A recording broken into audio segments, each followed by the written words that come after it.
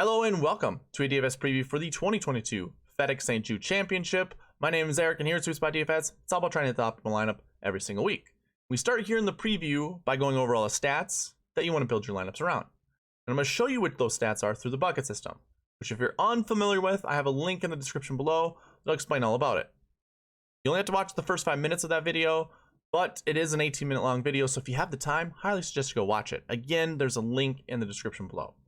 Now, I'll also be going over the course information as well as the tournament information and a little bit of a review of the Wyndham Championship. And I figured out how I want to do these reviews. Usually I just pile on everything from last week's tournament, but I think what I'm going to do in this video and these previews is just go over the bucket system information just to get you a little bit more comfortable with what I talk about, what I cover, and just to show you that it works.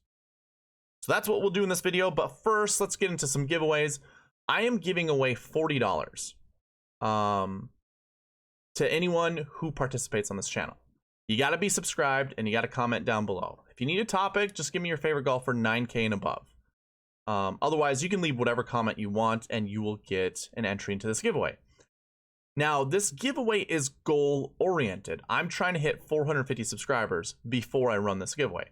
So if we don't run it this week, if we don't reach 450 subscribers, I'm going to shave $10 off and rerun it for $30 next week. Now, what does this mean for you guys? Do all your entries get lost? No, of course not. So if you participated last week, all those entries just pile in until whenever I run this giveaway, you will have entries from last week's tournament, this week's tournament. If we don't run it this week, then next week's tournament. So your participation never gets forgotten, never goes away. So it's my way of rewarding those that participate on this channel. So hopefully we can get seven new subscribers. I'll tell you what, half of the viewers of this channel are not subscribed to the channel. So I know for a fact we can get 7 new subscribers. So if you're not yet subscribed, please do so. Let's run this giveaway for $40. It'd be the most I've ever given away on this channel. So all up to you guys. Let's get 7 new subscribers. And again, if you want an entry, you just got to participate on the channel. The other giveaway that I'm doing is more of a rebate. If you sign up using the promo code SweetSpot well, hold on, let me back up. If you sign up on Prize Picks using the promo code SweetSpot and put at least $20 in your account, I'm just going to give you that $20 back. Plus, Prize Picks will match your deposit up to $100. So that 20 turns into 40, and it just costs you that sign up information as well as that initial deposit of $20. I will get an email list of those that do sign up, those that do deposit. So I'll know all that information. I won't know all of your information. I'll just know who signs up with the promo code SweetSpot and puts money into their account. So if you want to try this out for free, link in the description. And by the way, you don't have to just put $20 in your account. That deposit match is up to $100. So you put 100 in, I'm still giving you 20 back, so you'll get 80, or it'll only cost you 80 to put $200 in your account. Hopefully that wasn't confusing. Anyways, link in the description. Highly encourage you guys to go sign up. I'm also providing a cheat sheet, which again, there's a link in the description below. I just recommend you guys go to the file menu and make a copy because you can follow along with me throughout this video. I put filters on each of these spreadsheets. So when I go through my spreadsheet, those filters match the filters I put on the cheat sheet. So you can follow along with me throughout this video. You have the dream sheet. You also have the bucket system. Again, you can also put filters on this as well. You can see the bucket system filters right here. Again, make a copy. File, make a copy. This is yours. Link in the description. I will have an optimizer ready when I create the strategy video a little later today. So that will also be available. You just have to email me letting me know you would like the optimizer. And then I'll send it to you once it's ready. Well, quite frankly, I should already have it ready because we already have all of our tee times set, but I haven't yet put that in to the spreadsheet. I will eventually. Okay. Let's go ahead and get into this. And I'm going to actually just go to the Wyndham Championship and go straight to the bucket system. That way you guys will know how well the bucket system worked. So if I go to the dream sheet, which again was a part of the cheat sheet from last week, we're only looking at top 10 finishers. So this little chunk right here. And I guess what I can do is put a filter on this, because we are going to talk about this. So we're really only looking at these golfers here, your top 10. This is all of the bucket information. Now this gets loaded into this year's total. And really I'm having you focus on this because this is letting you know if the buckets, my projections, were successful or not. So in column AD, you can see success. All the Ys mean the buckets were successful. The Ns mean they were not successful. So we had 5 unsuccessful buckets out of 36. That means 31 were correct. This is one of the lowest success percentages that I've ever had. It's still over 80-some%. So still successful. Now, if we dissect each of these buckets little bit by little bit, you're going to find that my projection was 0 to 2. Remember, if this isn't over 2, the max projection, the minimum is always 0, despite seeing that you won at least one golfer in it. Now, there were 3 in the top 10. There were also 3 in the optimal lineup, which perhaps we should just go over the optimal lineup really quick. We'll talk about past optimal lineups here for the FedEx St. Jude. So your optimal lineup actually had 7 golfers in it because 2 of them were interchangeable. So you had Russell Henley and Max McGreevy scoring the same amount of points. You could interchange them to get your optimal lineup, but really, here at SweetSpotDFS, we don't want to leave a lot of money on the table. There is a $3,800 difference between Russell Henley and Max McGreevy. There's no point in putting Max McGreevy into the optimal lineup. Just talk about these top 6 guys. It was Tom Kim, Sung Jae Im, John Huh, Ben Griffin, Taylor Moore, and Russell Henley. And it follows that 10, 9, 8, 7. Usually I would say another 7 and then a 6, but you can mix and match. So, and I shouldn't say mix and match. You can substitute 1. So I would always start with a 10, 9, 8, 7, 7, 6, and then you can make 2 substitutions. So you can go from a 7 up to an 8 or a 7 down to a 6, kind of like what this lineup did. And it is 2 higher 6K golfers. It is, although Max McGreevy is a lower 6K, we're not really including him. We're just going with the top or the higher 2 6Ks. And this salary equals $49,500. It scored 719 points. Now, the GPP winning lineup scored, I forgot to add it up. We can do that really quick. It's all these golfers that are highlighted in blue: Tom Kim, Sung Jae Im, John Huh, Taylor Moore, Taylor Pendrith, and then we scroll all the way down to Keith Mitchell. It scored 663.5 points.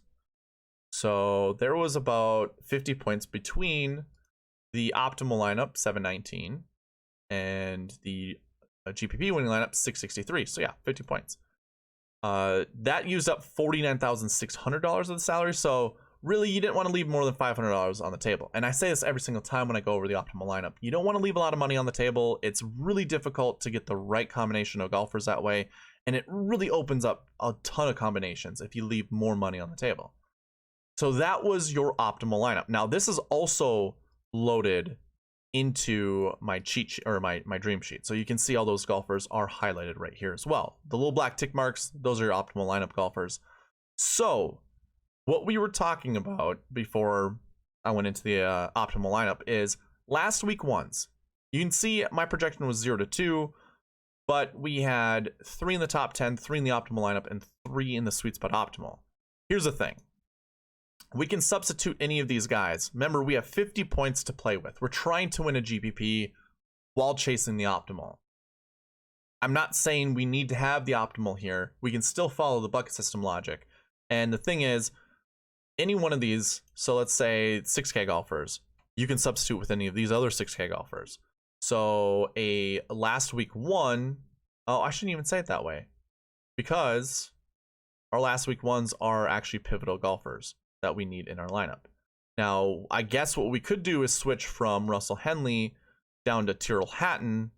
And we're sacrificing 16 points that way. So we still can take down a GPP by using Tyrrell Hatton, because this equals 49,100. I don't I don't advocate for leaving more than $1,000 on the table. So this still fits the sweet spot logic.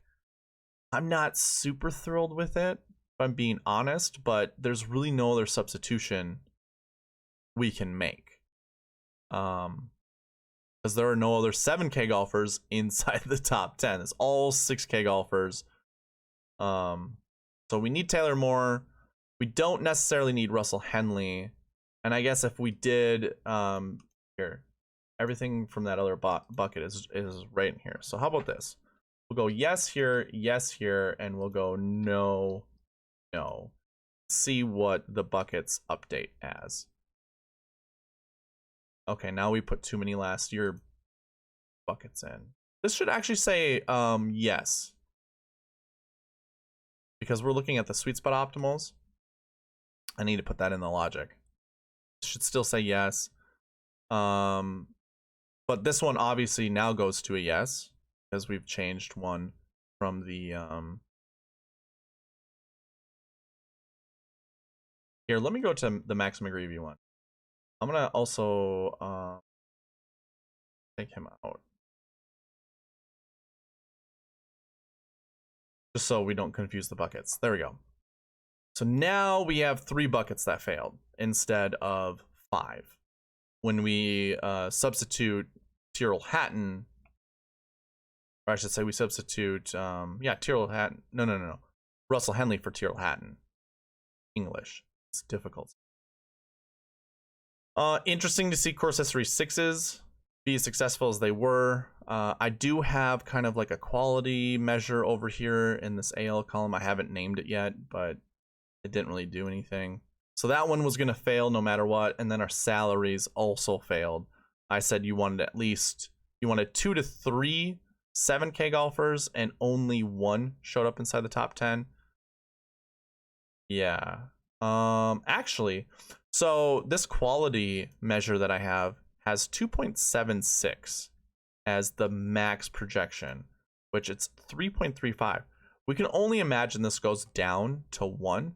And I add this quality measure because I'm trying to figure out a different way to show my projections, or at least a different way to calculate my projections, to see if I can get a better calculation week in and week out. So this, I think, turns 1 to 3 instead of 2 to 4 as it is now. So that would be a successful bucket. The 6K range, does that actually go up? It does. Okay, so 1.05, this obviously we round up to 2. Remember, I'll just put this up here. This is, let's say, max quality.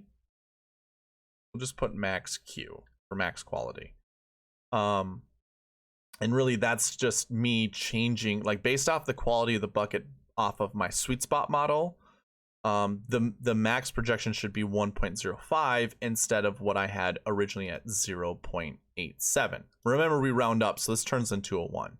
So this would actually go to a 2. So both of these buckets now are successful.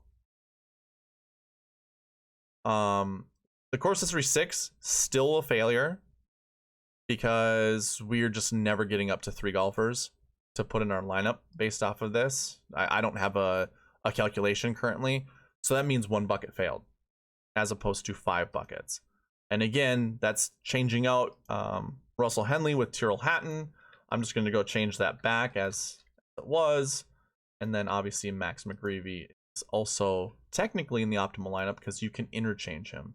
So I'm going to go ahead and continue to put that as an optimal lineup. When we make this change again, those 5 now show up again. So just to show you, 1 bucket failed. Now, I think if I were to open this back up, you know, instead of having just the top 10, how about we include the top 13? Okay, so Taylor Pendrith was an $8,500 golfer. Do we have any other 7Ks? Alex Smalley was one. I'm gonna put him.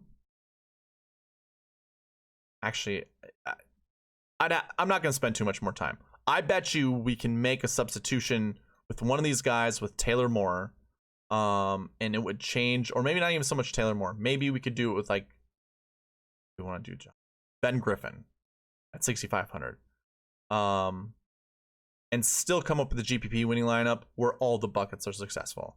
Not going to do that. It would take too much time in this video, and we're already at 14 minutes. So I think we could get 100% bucket success, and you still would win a GPP.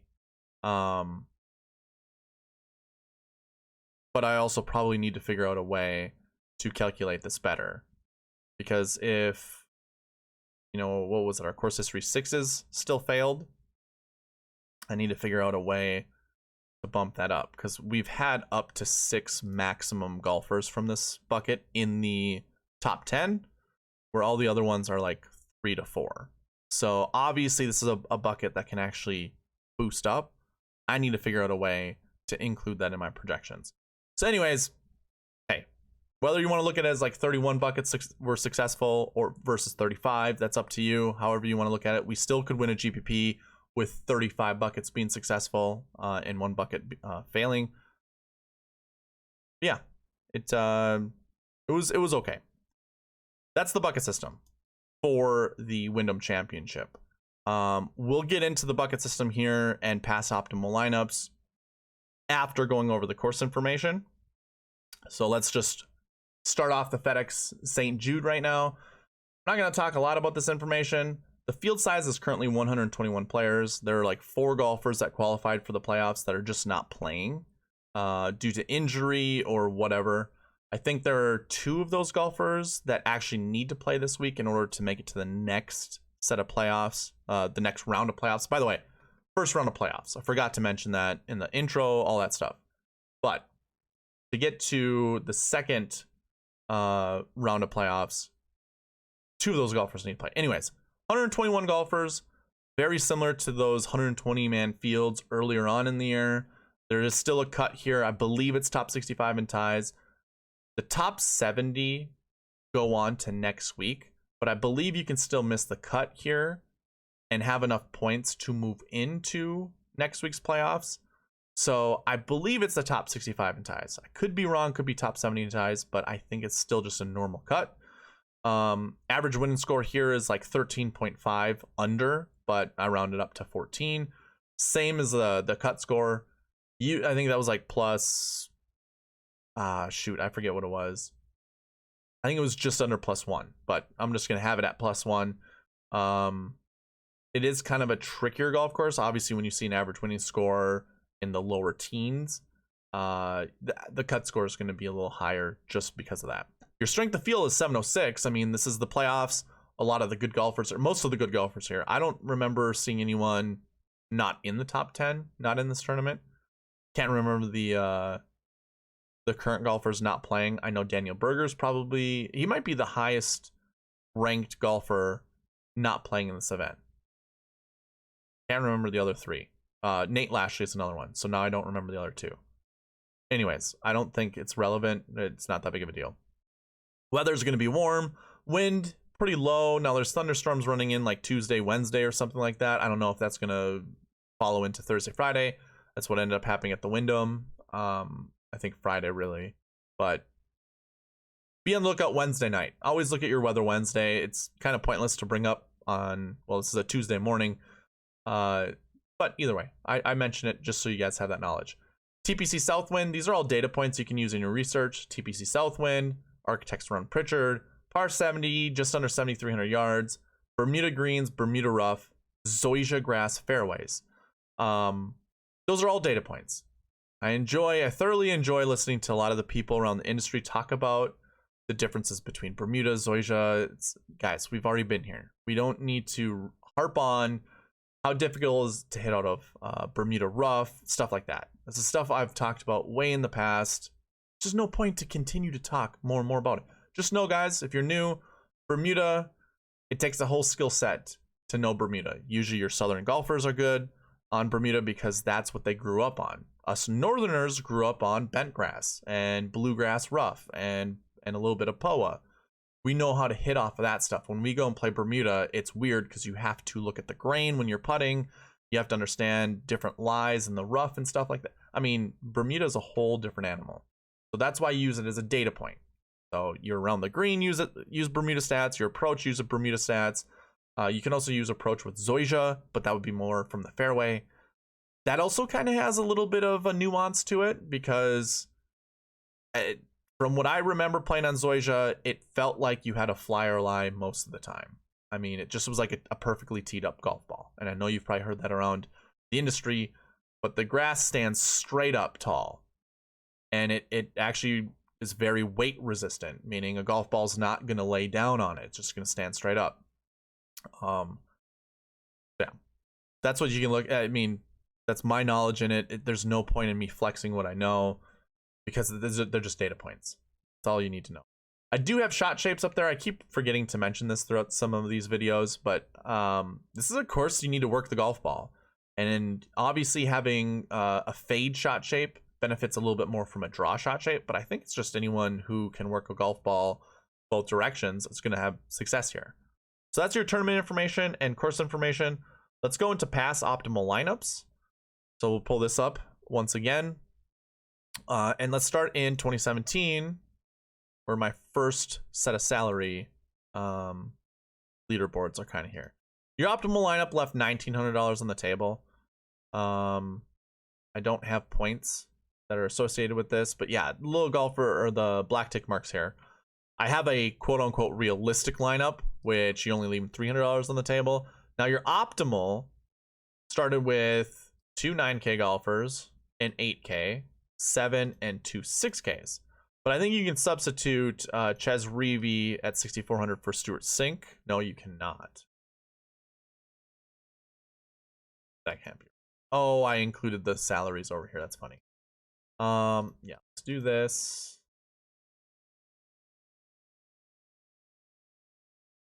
This is the optimal as I see it. The realistic optimal. So you would still start out with 2 9s, but then you'd have 2 8s, a 7, and a 6 in 2017. 2018, you left $800 on the table. And that started with a 10K plus, so 11.7. And then it dropped to 2 8K golfers, 2 7K golfers, and a 6K. And again, you left $800 on the table. So that's an interesting build. 2019, your optimal left $400 on the table. Your GPP winning lineup left 0 money on the table. But the optimal had an 11K. Bunch of 7s, it looks like. 11, 8, and 4 7s. So that is super interesting. Your GPP winning lineup also had the same makeup. 10 or 11.6, so probably the highest price guy. 11.6, 8K, and 4 7s. In 2020, your optimal lineup left $100 on the table. Your GPP winning lineup left $400 on the table. And there was a 30-point gap between the points there. But it started with a 10K golfer in Justin Thomas, dropped to a 9K, another 9K, 8K, and 2 6s. So that was your optimal lineup. Now, your GPP winning lineup went really stars and scrubsy. Actually, let's see. 10, 9, 9, 7. So 10, 2 9s, a 7, and 2 6s. Remember, you can make 2 substitutions if you start with the 10, 9, 8, 7, 7, 6. Obviously, we sub out one of the 8Ks, move up to a 9K, and we sub one of the 7Ks down to a 6K. Those are your 2 substitutions, and that's what makes up this optimal lineup. In 2021, we left $600 on the table. So now you kind of see more of the optimal lineups for this tournament. You don't leave a lot of money on the table. The GPP winning lineup only left $100 on the table. So again, if you want to win a GPP, you don't have to leave a lot of money on the table. Despite of what most people around the industry tell you to, don't do it. It's not smart. Your optimal lineup here started with a 9K, dropped to another 9, 2 8s, a 7, and a 6. So a very balanced build, but it does include a 6K golfer. Actually, all of these have included a 6K golfer, so just keep that in mind. And really no 10K golfer inside the top 10. It is worth noting this is the first time this event has hosted a playoff event. It has been a WGC event, so if I scroll down, you're only going to see 60 some golfers, so 65th place. Garrett Cagle withdrew. So 67 or 66 golfers were in the field last year in 2021. In 2020, you had 78 golfers, I should say. In 2019, we had 63 golfers. And then in 2018, I believe this is a full field event. Yes. 2018 was a full field event. You had your 11K golfer. 2017 was also a full field event. Phil Mickelson was your only 10K golfer in the top 10. So yeah, interesting information to use, to go over, to think about, because, you know, does that, you know, now that it is back to kind of it's not a full field event, but it's definitely a cut event, does that make us believe a 10K golfer? I actually do believe it'll be a 10K golfer that will play here. I mean, if we look at 2021, I shouldn't say play here, I mean be in the optimal lineup or a GPP winning lineup. Wow, we actually had 6 golfers in the 10K range last year that were quality named golfers. And then you can also look at the 9K golfers, which were also quality golfers. Okay, so that might give me a little bit more pause to just start with the 10K golfer blindly, because that was a really good field in 2021. Do I actually have the strength of field recorded for this one? 723. This week it's 706. So yeah, it definitely, no 10K golfer was really worthwhile last year. Wasn't in the GPP winning lineup, wasn't in the optimal lineup. In 2020, I know I didn't record strength of field here. We did have one, Justin Thomas, 10K. 10K and 2 9Ks, by the way, in the GPP winning lineup. So interesting. Your decisions on salaries are going to be very interesting this week, so be cognizant of that. Let's go ahead. Let's get into these buckets. Let me do something really quick.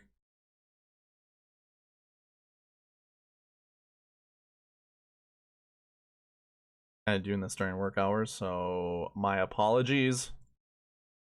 I'll be as quick as possible.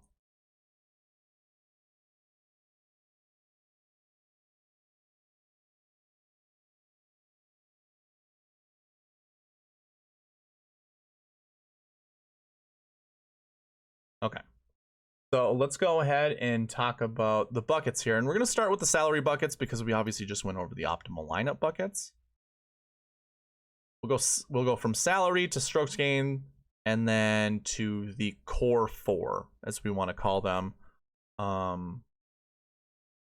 Those would be your last year, last week, course history, and recent form buckets. Okay, so these are the projections right here. Remember, we always round down when it comes to the minimum projections. We always round up when it comes to the maximum projections. I do have some miscellaneous information over here. Remember, this is your max quality bucket. It's Q. But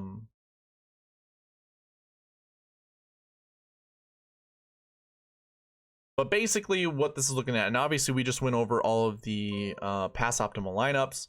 So you saw, more often than not, we definitely wanted to start with a 9K. I shouldn't even say so much start with a 9K, but we do have to make a decision between starting with a 10K or just dropping straight down to a 9K. Now, as I have it, the projections look pretty good to have at least one 10K golfer inside the top 10. They probably had to finish top 5 to be value, but we do have a 100% frequency rate of a 10K golfer being inside the top 10. That is something noteworthy. We only have a 60% frequency rate of seeing a 9K golfer inside the top 10. It's extremely interesting because I thought we basically went over a bunch of 9Ks being inside the top 10. We did not have one in 2018. We did not have one in 2019. Okay. I mean, that alone drops it down to 60% because I think I only have 5 years. And that would make 3 out of 5. Yeah. That would be your 60%. So yeah, we didn't have a 9K in those 2 years. So be on the lookout for that. 8K, 100% frequency rate. I am projecting 0 to 2. 7K, somewhere between 1 to 3. And that actually stays with the max quality. I have to think of a different name for that one. But all the other buckets are pretty much the same. 0 to 2 high 6Ks, 0 to 1 low 6Ks. So that is your salary. Those are your salary buckets. Going to strokes gained buckets. If you don't know what this is, highly suggest you go watch that video that I have in the description. That would give you the best explanation, and it would take too long for me to explain in this video. But your high quality golfers, where all the stats are positive from the last year of strokes gained stats, we're looking at somewhere between 2 to 5. But when we look at the max quality, it actually drops down to 4. So I'd say 2 to 4. I might not go up to that 5 mark. Strokes gained 2, 0 to 2. Strokes gained 3, 1 to 3.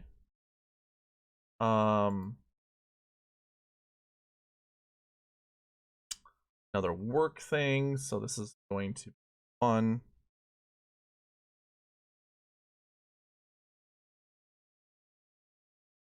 Might just have to cancel this. Let's see. All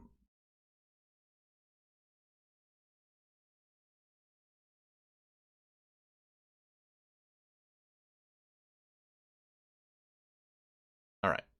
So going on from here, I mean, just take a look at these columns here for our projections, and you'll get a good grasp of that. 0 to 2, strokes gained 4, strokes gained 5 buckets. We got 9 golfers in it. Probably don't want to be around that. Again, follow along with me on the cheat sheet. That way you get a good understanding of what golfers you want to be picking around. I'm actually going to cruise through this because I think I don't have a lot of time left. Going to our last year buckets.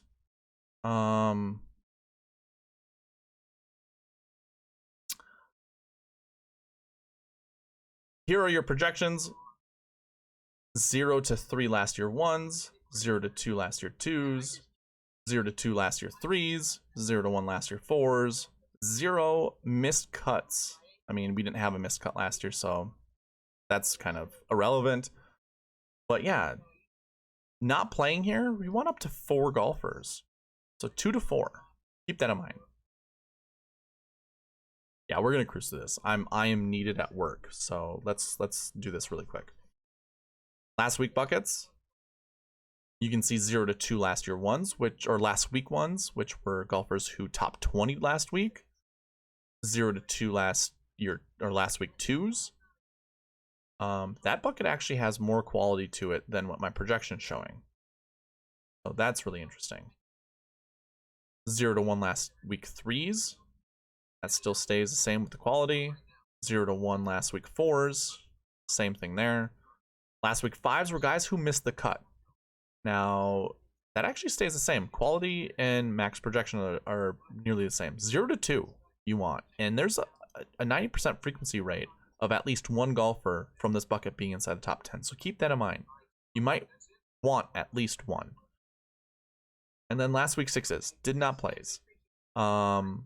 My projection shows 4.62, but based off my sweet spot score, the quality of that goes down to 3.69. So you don't want more than 4, and that's going to be 2 to 4. Going to course history buckets. So this tournament, I have all the way back to 2013, including cut events, WGCs. Course history is the same for me, so that's how I look at it. 0 to 2 course history 1s, which is that 1 to 20 average finishing place here. So having good course history looks like it matters. The quality is pretty good from this bucket as well, so keep that in mind. And then looks like your main buckets you want to pick golfers from are course history 2 and 3. Now this 3.24 actually drops to 2.76, so I would say don't go more than 3 golfers from the course history 2 bucket, but you could go up to 4 if you wanted. The frequency rate isn't very high with this, and I'm guessing that has a lot to do with first couple years, maybe. I'm not quite sure. Either way, you can see the projections here. You just want to live in these top 3 buckets, and maybe don't grab more than 1 golfer from any of these other buckets down here, except for maybe the did not plays. So the course history 6s actually would be okay. Going from there, we'll go right into recent form, and this would be our last bucket to talk about. Having good recent form looks like it matters here. Really none of the quality goes down with any of these buckets here at the top. And it looks like you want at least, you know, 1 to 2 from each of these buckets. Recent form 1, recent form 2, recent form 3. And those are all your best recent form buckets. So again, I mean, just take a look here. You round down in this bucket, you round up on this bucket. 1 to 3, 0 to 2. Remember, if this isn't over 2, this drops to 0. 2 to 4, and that actually still stays the same with the quality over here being above 3. 0 to 2 for the recent form 4s. That quality actually goes up a little bit, so you might want at least one golfer from that bucket. The other ones down here, maybe not so much. But that is going to wrap up the bucket system. And like I said, I have to get going because I'm trying to do this during my work hours, which hopefully I don't get caught doing. But anyways, we can leave it here. 35 minutes is totally fine. Just a reminder, $40 I'm giving away if we can get 7 new subscribers. And if you want an entry in this giveaway, you just got to be subscribed and you got to comment down below. Give me your favorite golfer 9K and above. Maybe I should actually change that to 8K and above because 9K isn't a for certain bucket this week. And then that'll give you a entry in this giveaway. I'm going to do a strategy video a little later today. That'll give you another giveaway entry, another entry into this giveaway, I should say. So highly suggest you go watch that one and comment on that video. And then if you want an additional one, share any of these on Twitter, any of these videos on Twitter that I'll be putting out today. You'll get an additional entry that way. If you want to try Prize Picks for free, sign up, use the promo code SweetSpot, put $20 in your account, and I'll give you that $20 back. There's a link in the description that'll get you straight to that sign up page. So highly suggest you go look at that if you're in a state that allows it. And then again, I am providing a cheat sheet that obviously went over all the information it has all the information I went over in this video. I also will have an optimizer in the strategy video. For the cheat sheet, link in the description. That'll get you straight to this page. Again, go to File, make a copy. That way you can follow along with me with all the filters. Easy as that. And then the optimizer will be ready later on in the day. Just email me at sweetspotdfs@gmail.com. Contact information right there. And let me know that you're interested in it, that you want to use it. Otherwise, that is it. Thank you for watching. Please leave a like, comment, subscribe, all that good stuff. And I'll see you in the next one. All right, bye.